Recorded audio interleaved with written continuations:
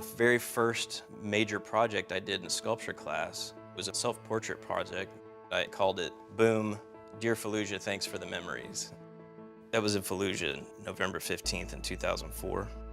And we'd been clearing houses in the city every day, heavy combat. I pushed that concept through the next 3 years. Almost every sculpture I made had its roots in that combat experience. It was like, yes, this is a method to get some of this stuff out of here and into here. I was building my real estate brokerage, went to a Toastmasters group of veterans and met Linda. She knew I was an artist because of the icebreaker speech that we give in Toastmasters. And so she said, hey, we're starting this thing called Warriors in Art. We get together and we have that camaraderie and we're all artists. Absolutely, I'm in. I had a friend who was doing an art show and I thought, you know, why don't I show my work? I have dabbled in photography and art and I decided, you know, I think I want to take out some pictures that I took in India about 10 years ago and I want to display them. So I went to Combine Arms and I talked to a gentleman there and the gentleman told me, well, I don't really know a bunch of veteran artists, but I do know one gentleman who you might be interested in meeting. He's looking at starting a nonprofit based on art with veterans.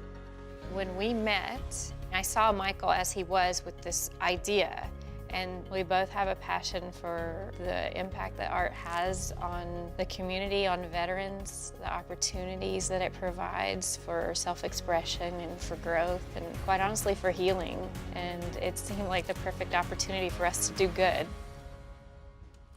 I wanted an art program, and I had asked several of these folks at nonprofits that I was working with. They said there's some art therapy programs, there's not really a program for veterans. Maybe they'll do a one-time get-together type of thing. And I said, no, I'm looking for something more substantial. Art is a language equalizer. It has allowed me to talk about things that eventually were going to take me to a very dark place. I want to teach veterans art. I don't want them to go through a therapy program. I want them to learn how to create art and talk about it. I found out about Warriors in Art when I was in a position where I was trying to rediscover my identity. Everything that's weighing down on me might be sitting right outside the door, but when I'm working on an art piece, I have a place where I can focus and concentrate.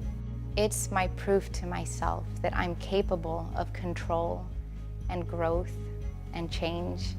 I've forgotten how powerful it is for me. Now that I'm still in this path of rediscovering who I am, it's helping me as I'm on that journey. If you're an artist, making art is half of the battle. The other half is your voice, what you're trying to say and what you're trying to do with the art.